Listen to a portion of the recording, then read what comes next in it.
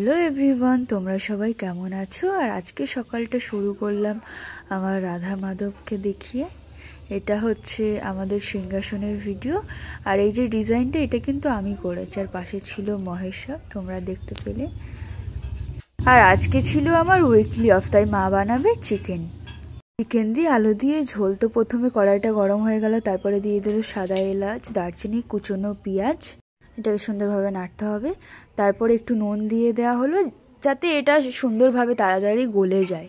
এখানে তারপরে পেঁয়াজ, আদা, রসুন বাটা একসাথে সুন্দরভাবে কষাতে হবে যাতে কাঁচা আদা গন্ধটা না থাকে এবং সুন্দরভাবে সেটা কষানো হয়। তো তারপরে দেখো এখানে আদা রসুন বাটাটা পেঁয়াজের সাথে সুন্দরভাবে কষাতে থাকছে আমার মা যতক্ষণ না পর্যন্ত তেল ছাড়ে। তো তারপরে দিয়ে দিল হলুদের গুঁড়ো, ধনের গুঁড়ো, মরিচের গুঁড়ো। তারপরে একটু সুন্দরভাবে নাড়তে হবে। তারপরে আবার একটু সামান্য হলুদের গুঁড়ো দিয়ে দিয়েছিল, আর একটু লঙ্কার গুঁড়ো দিয়ে দিয়েছে। তারপরে এবার মশলাটাকে সুন্দরভাবে কষিয়ে নিতে হবে। কষিয়ে নেবার পরে মাংসের টুকরোগুলোকে দিয়ে দিতে হবে। তারপর সুন্দরভাবে কষাতে হবে। দেখো এখানে কেটে ধুয়ে রাখা আলুর টুকরোগুলোকে দিয়ে দিতে হবে।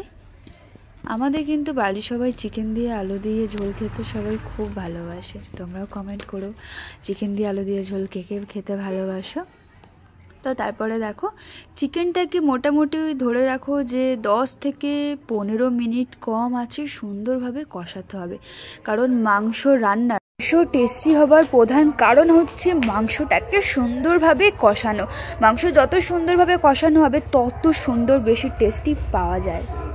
তো দেখো আমাদের এখানে মাংস প্রায় 80% কমপ্লিট হয়ে গেছে। আর আমি কিন্তু কষা মাংস খেতে খুব ভালোবাসি। আর কারা তোমরা আছো যে যারা কষা মাংস খেতে খুব ভালোবাসো তারা আমাকে প্লিজ কমেন্টে জানিয়ে দাও। তো দেখো মা এখানে আমাদের সবার জন্য কষা মাংস তুলছে, আমরা সবাই মিলে খাবো। আর মাংসটা দেখতে কত সুন্দর লাগছে, তাই না? তারপর পরিমাণ মতো জল দিয়ে দেওয়া হলো। আর এইখানে দেখো না আমার মা রান্না করতে করতে দিভাইয়ের মেয়ের সাথে কথা বলছে। আর তারপরে আমার বাবা এখানে এসে গেছে মাংস টেস্ট করার জন্য। মাংসটাকে নিল, আমাকে দেখালো, তারপর এক পিস নিয়ে মুখে দিয়ে দিল। বাহ, খুব টেস্টি। তারপর এখানে কেমন হয়েছে টেস্ট করলো। আর কেমন হয়েছে?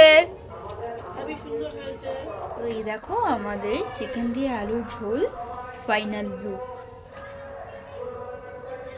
আর এখানে দেখো এরা আমাকে ছাড়া খেতে বসে পড়ে গেছে, কারণ আমি করছিলাম ভিডিও। আর আমার তো প্রচণ্ড জোরে খিদে পেয়ে গেছে। আর আমার ভিডিও যদি তোমাদের ভালো লাগে তাহলে প্লিজ একটা লাইক, শেয়ার, সাবস্ক্রাইব করে দিও। ভালো থেকো সবাই।